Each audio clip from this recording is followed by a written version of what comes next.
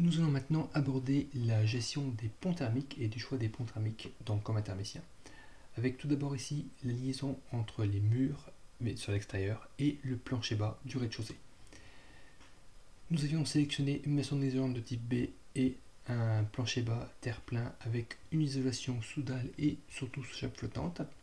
Nous sélectionnons les valeurs possibles donc en isolation par l'intérieur et vous avez ici les deux cas de figure qui vous sont proposés, avec dans le premier cas une isolation uniquement sur la dalle et sous la chape, dans l'autre cas une isolation sous la dalle et une isolation entre la dalle et la chape. La valeur la plus courante vous est proposée. Vous pouvez, à l'aide du tableau de droite et des diverses dimensions qui vous sont données, en particulier la hauteur par rapport au sol et l'épaisseur du plancher, vous avez de quoi ajuster la valeur. Ici, on va laisser la valeur par défaut. Le projet que nous saisissons n'a pas d'étage, donc il n'y a pas de plancher intermédiaire.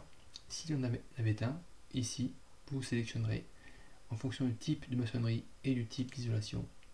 Isolation par l'intérieur, vous avez des différents cas de figure. Attention, lorsqu'il s'agit d'une maçonnerie, il faut, dans le cas par exemple d'une brique à joint mince, il faut des planelles isolées si vous voulez avoir des valeurs de pont thermique qui soient inférieures à la valeur maximale. La valeur maximale pour une maison individuelle pour les ponts thermiques de plancher intermédiaire est de 0,6 qui est énorme. Donc on laisse de côté puisque là nous avons une maison de plein pied et nous allons passer à l'isolation de toiture avec ici deux cas de figure, plutôt trois cas de figure en tenant compte ici du faux plafond isolé. Le plafond léger concerne les liaisons entre les murs et les toitures, qu'elles soient en comble perdu ou en comble rampant, donc une isolation entre chevrons. Plafond lourd concerne les toitures terrasses, avec ici vous avez une valeur de psi qui est assez importante, parce que là on aurait ici la toiture terrasse, donc un rôti qui serait directement en contact avec les murs extérieurs.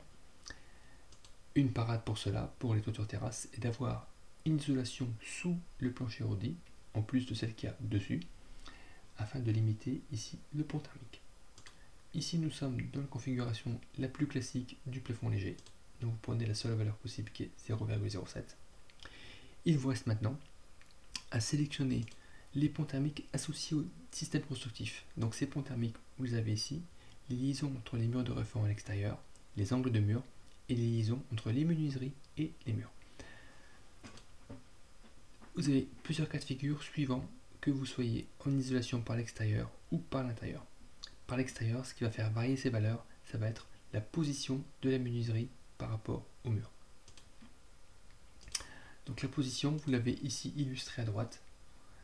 Dans le cas d'une isolation par l'extérieur, la menuiserie peut être au droit extérieur, comme illustré ici, au nu extérieur, donc directement posée en appui sur le côté extérieur du mur, ou au droit intérieur, ici, avec un complément d'isolation dans les tableaux de menuiserie. Dans le cas de l'isolation par l'intérieur, la menuiserie est côté intérieur, toujours en contact avec l'isolant, donc là il y a très peu de pont thermique entre les liaisons des menuiseries et des murs.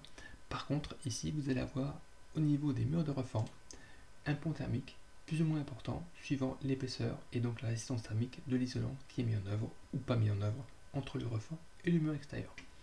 Ici, pour notre projet, nous sommes en isolation par l'intérieur, on n'a pas de reform, donc peu importe la valeur ici, ça n'aura pas d'incidence. Et donc ici, on obtient ces valeurs de liaison entre menuiserie et mur et entre mur et reform. La saisie des types de ponts thermiques est terminée, on peut maintenant passer à la saisie des menuiseries.